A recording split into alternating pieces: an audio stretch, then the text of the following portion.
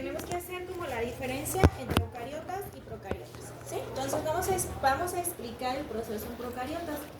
En el caso de procariotas, ¿qué se van a? Básicamente, tanto en procariotas como en eucariotas se requieren las mismas, la misma función de las proteínas, no exactamente las mismas. Normalmente en eucariotas es un proceso más complejo y se requiere la participación de mayor número de proteínas, pero en cuanto a como la función en general se requiere lo mismo, ¿sí? ¿Qué sería?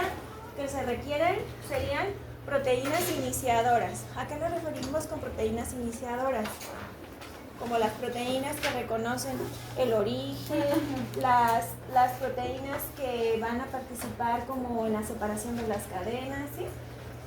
En este caso, que serían las de cadena sencilla, vamos a requerir las helicasas.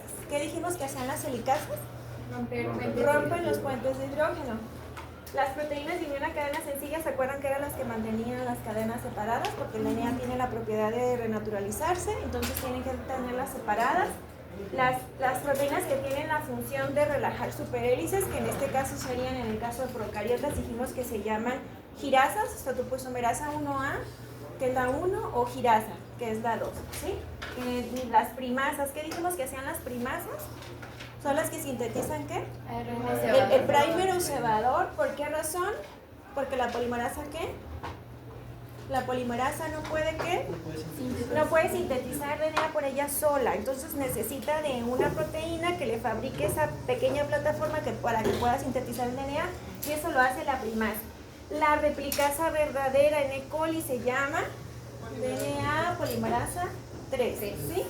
Y dijimos que una vez que se acaba la replicación del DNA, los cebadores se tienen que eliminar, ¿se acuerdan? Entonces, en el caso de las procariotas necesitamos una que tenga actividad de exo o endonucleasa en procariotas, porque les dejé de tarea que hicieran un cuadrito, ¿sí? Exo o endonucleasa. Exonucleasa. Ajá. Entonces, esto lo hace la DNA polimerasa 1 en procariotas.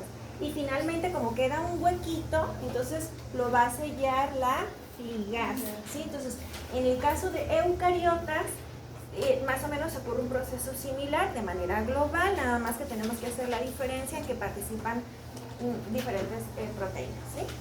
Eso sería como de manera general el contexto, pero ahora sí vamos a explicar. Entonces, dijimos que la replicación del DNA ocurre de manera simultánea, ¿sí? ¿Qué significa que sea simultánea? Al mismo tiempo en ambas cadenas, ¿sí? Y puede ser, en el caso de procariotas dijimos que era bidireccional o unidireccional. Procariotas, otra vez. Bidireccional. ¿En qué caso solamente es unidireccional? ¿En cuál DNA? En el DNA de la mitocondria, en el DNA de la mitocondria. Entonces, en esta diapo se está representando, dice, es en ambas cadenas, simultánea, pero de manera semiconservativa, y en una va a ser en forma continua, y la otra cadena va a ser en forma discontinua, en forma de fragmentos de Okazaki, ¿sí? Ok, entonces, dijimos que en el caso, todos los procesos son ordenados, entonces el proceso de todas las etapas que vamos a ver tienen inicio, tienen elongación y tienen terminación. El inicio es un proceso ordenado y no es donde se le ocurra a la célula, va a ser siempre en una secuencia particular que se conoce como origen de replicación, ¿sí? ¿Cuántas horquillas de replicación existen por cada origen? Dos. ¿Qué dijimos que era una horquilla? ¿Qué era una horquilla? Se refería al lugar en donde se encontraba. ¿En la transición? ¿De qué? Es donde ocurre la replicación.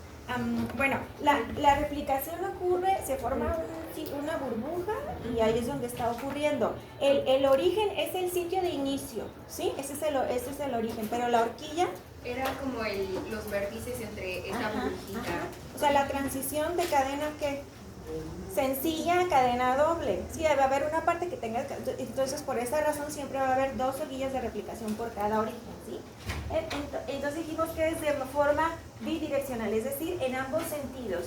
Y recordando, la bacteria, o sea, es que es el modelo que nosotros estamos estudiando aquí en la clase, que es de coli, tiene un genoma circular y tiene 2 cadenas. Entonces, solamente tiene un origen de replicación. Dijimos, nuestro objetivo es hacer siempre diferencia entre procariotas y eucariotas.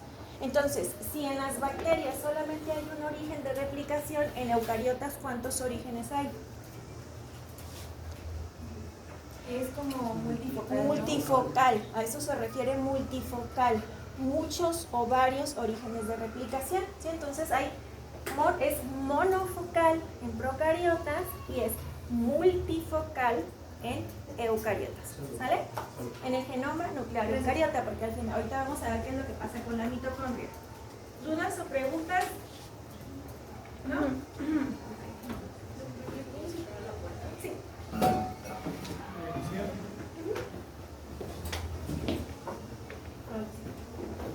Es que hay mucha luz, ¿verdad? No se alcanza a ver. Entonces, ese es el esquema de cómo se vería una replicación bacteriana de un genoma circular. En una microfotografía se puede seguir, ¿sí? Entonces dijimos, en ese cuadrito que ustedes hicieron, el origen de replicación, no sé si lo pusieron.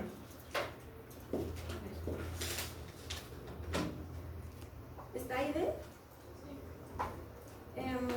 El origen de replicación bacteriano se llama ORIC. ¿Qué decía el libro? ¿Cómo se llama el origen de replicación eucariota? Porque en su cuadrito tenían que poner origen de replicación. Su función es ubicar el inicio de la replicación.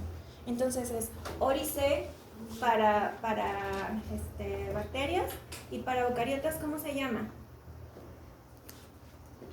¿Quién lo leyó?